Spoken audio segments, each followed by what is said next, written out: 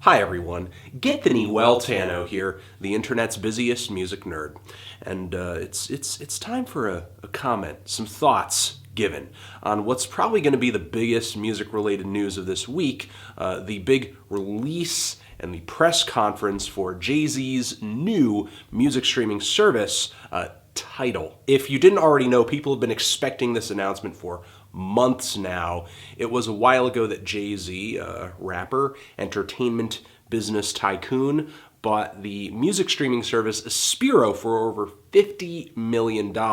And he was going to be coming out with his own competing service, trying to compete with Spotify and other music streaming services out there, which in theory is not really a bad idea. Music streaming really is where music consumption is going as far as your sort of mainstream music listeners. However, as I have said in previous videos talking about streaming services such as Spotify, there have been a lot of critiques lobbed at Spotify, especially in the way that they pay and treat the artists that they feature on their platform. So before I get into the details of Tidal, I do want to say that I am happy that there is some other company stepping in here and trying to provide at least some level of competition to Spotify, because thus far Spotify has really been dominating as far as music streaming. Now, Tidal has a few features that the brand has been heavily marketing and I guess basically trying to remind people of. One, you're getting higher quality audio out of Tidal than you are other music streaming services. What they say is CD quality audio, which is kind of funny because CD quality audio is now something where we're striving for. It's a standard that we're trying to reach. Whereas when CDs were first getting big, you had people, successful artists from the 80s, the 70s, the 60s, talking about how horrible CDs and digital music sounds in comparison to the analog recordings that they were making during their heydays. So it's pretty funny. Every new generation of musicians sort of has an issue with the current state of audio quality, and they think that maybe the audio quality of 10 years ago, going back to that is what's going to save things, but it never really is. We have offline capabilities, which if you're familiar with Spotify, Spotify also has that as well, so not really that competitive of a feature. There will be editorial content, otherwise known as opinions, somewhere in the streaming service, maybe sort of turning you on to different artists that are being featured on the platform, maybe think pieces, essays. I sort of doubt in a way that these think pieces and essays, maybe even reviews, if they're talking about that kind of editorial content, will be that, I guess, critical of the people who they're putting on this platform, who Tidal might have deals with. And I've also seen hints towards stuff like exclusives. Are we going to get early access to music? Are we going to get songs that are only being featured on this platform, maybe videos, live performances? And while a lot of these things seem really good, something that was strangely vacant from this kind of painfully awkward press conference that was uploaded yesterday. You can actually watch a video of that in the description box down below. What was kind of missing from this was any discussion of whether or not the artists are actually benefiting monetarily any more here than they would from Spotify or YouTube or any other music streaming service, really. The reason a service like Spotify can pay artists just pennies for streams is because no other service is stepping in to offer them more money for maybe just exclusive rights to stream their new album. Now, no question, I'm positively sure that the artists that were featured at this press conference, a dozen or so of them who have been billed as co-owners of this new streaming service, I'm sure that they are getting a better deal monetarily out of Tidal, giving themselves a better deal with Tidal than they have gotten with Spotify. But a lot of the people who are featured at this press conference, a lot of these co-owners are in bands with other people they're already sharing money with, or they are already signed to a label, so I'm not really sure how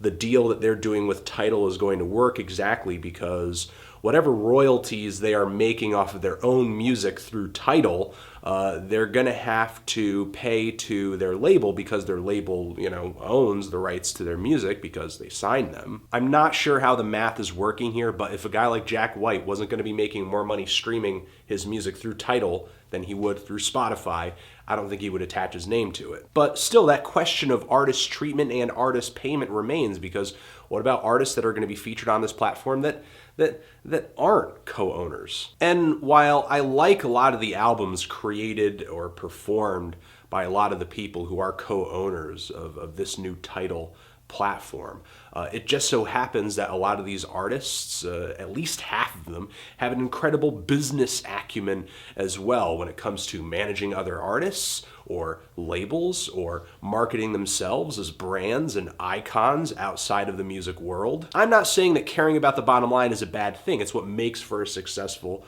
business. However, at the end of the day, a lot of the co-owners of this platform are probably going to have to make the same kinds of decisions that people at Spotify have to make in order to keep their business afloat. While I appreciate all of the rhetoric about art and music and passion that a lot of these people delivered in promoting this new music streaming platform, at the end of the day, I think it's just, once again going to be all about business. I think there's some good intentions behind this music streaming service, but in my head, I have a hard time imagining it working out well into the future, at least if Tidal kind of sticks to what it's promising to deliver right now, which I don't think is very much. Tidal might have a lot of star power right out the gate, but at the end of the day, you're talking about getting people's hard-earned money out of their pockets, and if you're going to do that, the extras that you offer are going to have to be really enticing. Like this potential for exclusive access to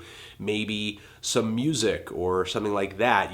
That music that people get that is either early access or stuff that they're only going to hear there, it's going to have to be great. And it's going to have to come so consistently that people feel justified in shelling out that $20 every month.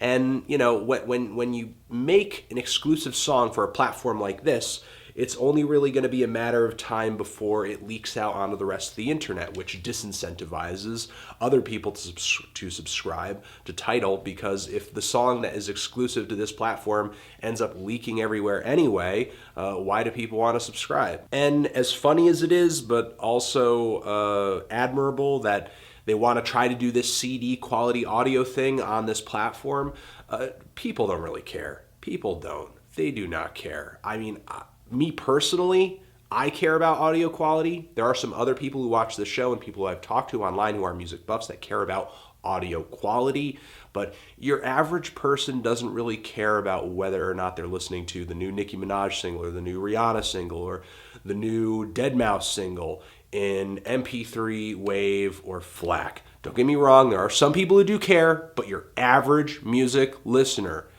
can't tell the difference, and they don't care. People have been talking about the falling quality of audio in modern music for decades, and many more people have made the case a lot better than they have made in this press conference over here. So if people are going to be convinced in this day and age, it's not going to be by what was presented here. And if you're ever going to change people's minds about the audio quality of things, it's not going to be with CD quality audio. I'm sorry. If any of these people who are co-owners here really cared about audio quality, why don't they attempt to record all of their albums analog or anything like that? I think only a few people who are co-owners here have made the pointed attempt to do that with their own music. Why isn't there more of an outcry about the kind of just bare minimum MP4s that iTunes sells to people on these musicians' behalfs? There are a lot of steps that we could be taking to improve the audio quality of, what we're hearing and where we're hearing it, but we're just not making those efforts, really. And to me, just giving people CD quality audio on a music streaming service is like the babiest, most minuscule, not helpful step we could be taking. There's also the fact that this is an exclusive paid service, and in a way, especially if there's a lot of exclusive content on this platform, it's gonna put a bit of a barrier between the music that people want to hear and the music fans. These days, it seems like the most obvious way to maintain your relevancy and keep engaged with your fans is just to give them the content that you're making, give them full access to it. And, you know, while I don't think that Jay-Z is going to make it that you can't hear any of his music unless you go on Tidal, I don't think any artist on this platform is going to take that extreme of an approach. But do keep in mind that when, you know, artists in the past have kind of taken this position of, well, I'm not putting my shit on the internet because I just don't believe in the business model. People like Prince and Bob Dylan, for example, I feel like in a very great way, their relevancy with a new generation has kind of been hurt a little bit because they've been so shy and they've been so slow to embrace this new internet era and allow their music to be heard by younger people sort of through the medium and the platform that younger listeners prefer to listen to music on these music streaming platforms. I guess at the end of all of this, how this whole thing kind of feels to me, it reminds me quite a bit of Napster, when, you know, you had people going online using this P2P service to download music illegally for free, but people were getting music for free on this platform.